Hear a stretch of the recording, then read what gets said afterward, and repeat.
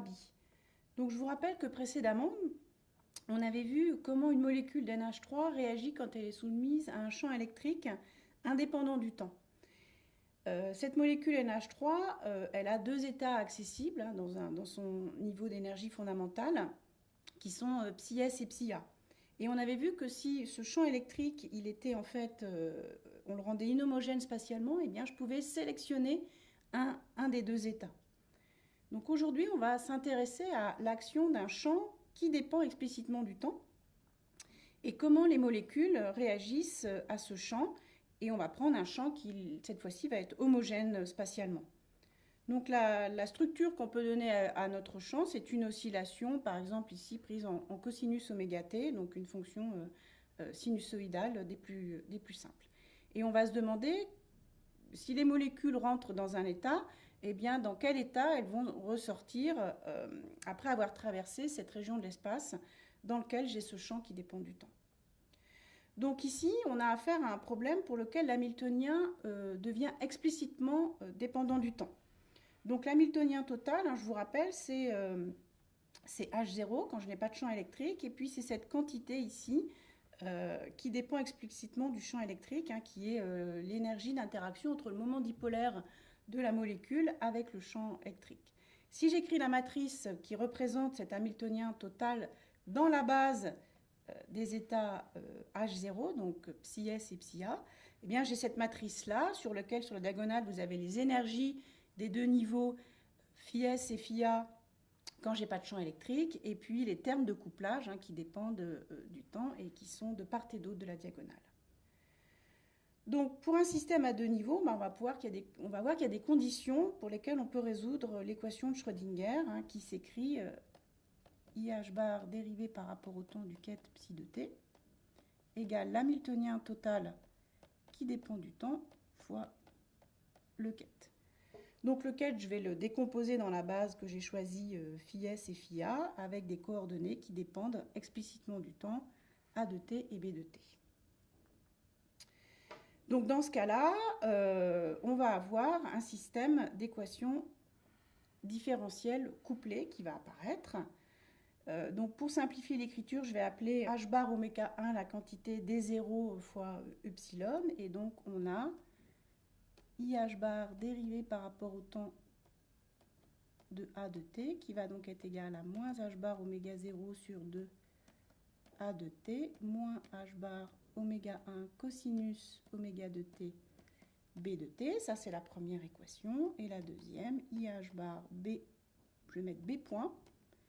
Simplifier l'écriture, donc c'est la dérivée par rapport au temps qui va donc être égale à moins h bar oméga 1 cosinus oméga de t A de t plus h bar oméga 0 sur 2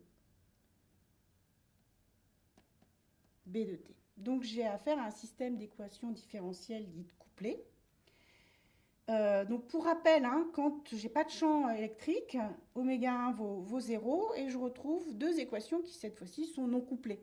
Et ça vous rappelle quelque chose, ça vous rappelle les états stationnaires que vous avez vus dans des vidéos, dans d'autres vidéos.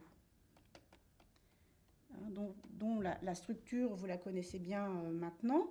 Donc le fait qu'on ait cette structure-là nous invite à faire un changement de variable pour lequel je vais remplacer A0 et B0 par des fonctions qui dépendent explicitement du temps cette fois-ci. Où j'ai A de t et qui va dépendre de alpha de t et B de t qui va dépendre de bêta de t. Donc ça, je vous laisse faire ça chez vous. Ça conduit à un système d'équations différentielles pour alpha et pour bêta cette fois-ci. Donc dans ces équations, je peux remplacer le cosinus oméga t par une somme d'exponentielles. Donc on arrive à l'écriture de ces deux équations dont on n'a pas de solution analytique. Par contre, il y a une condition pour laquelle on va pouvoir résoudre le système, c'est la condition atteinte à la résonance quand la pulsation du champ électrique ici oméga est égal à oméga 0. Donc je vous rappelle, h bar oméga 0, c'est la différence d'énergie entre les deux niveaux phi s. Donc, quand oméga égale oméga 0, eh bien ce terme-là, ce terme en oméga plus oméga 0, je peux les négliger.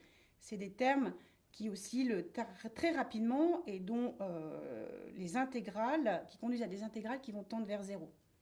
Par contre, les autres termes ici, évidemment, vont tendre vers 1. Donc ça simplifie encore le problème.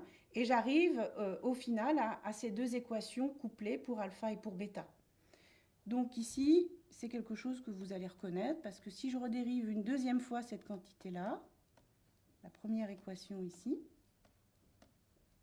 et que je remplace bêta point par son expression donnée juste en dessous, donc I alpha point égale moins oméga 1 sur 2 au carré I fois alpha de t, ça conduit à une équation différentielle du deuxième ordre que vous connaissez et que vous savez, vous connaissez la solution d'une telle équation. Donc je vous la rappelle ici, hein, c'est alpha de t est une somme de fonctions trigonométriques sinusoïdales. Donc une fois qu'on a alpha de t, eh bien, je dérive par rapport au temps pour extraire bêta de t.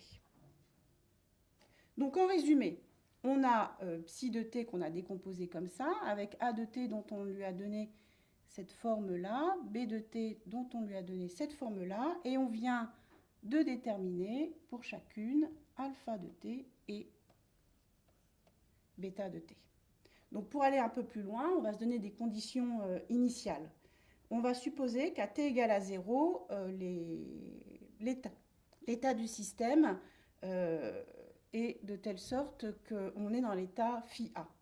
Donc ça veut dire quoi? Ça veut dire que A de t égale à 0 doit être égal à 0 et B de t égale 0,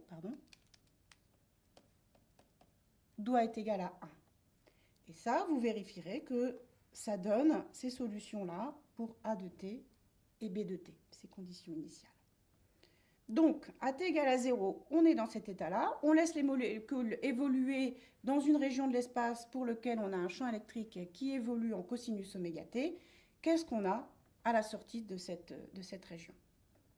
Donc, en mécanique, on sait calculer des probabilités, et notamment la probabilité d'observer la molécule dans l'état phi s, qui est donnée donc par le module au carré du produit scalaire phi s sur psi de t. Donc ça, c'est égal à quoi? C'est égal au module de A de t au carré, qui vaut donc sinus carré oméga 1 t sur 2. Donc ça, on peut le tracer, hein, c'est très simple, c'est ce qui est fait ici. Je peux tracer la probabilité d'être dans l'autre état, l'état phi A, et on trouve une courbe qui est complètement en opposition de phase. Donc on a des temps caractéristiques que je vais appeler T1, qui est le temps pour lequel j'ai une inversion totale de population pour le système que je suis en train de regarder. Et ce temps T1, il est défini de telle sorte que oméga 1 T1 sur 2, eh bien, il est égal à pi sur 2. Donc faisons des petites applications numériques pour avoir une idée de ce temps caractéristique. Eh bien, je vous rappelle que h bar oméga 1, c'est égal à d0 fois epsilon 0. Le moment dipolaire électrique pour une molécule d'NH3, c'est à peu près de l'ordre de 10-30 coulombs mètres. On va prendre une amplitude de champ électrique de l'ordre de 0,2 volts par mètre. Et ça nous conduit à un temps T1 qui est de l'ordre d'1,6 10-3 secondes, donc 1,6 millisecondes. Donc, si j'ajuste la longueur de ma cavité, et notamment si je l'ajuste de telle façon à avoir L égale la vitesse moyenne des molécules multipliée par ce temps T1, eh bien les molécules qui étaient initialement dans l'état phi A vont ressortir dans l'état phi S. Si on prend des molécules à température ambiante, vous allez trouver une vitesse de l'ordre de 600 mètres par seconde, donc une longueur de cavité de l'ordre du mètre.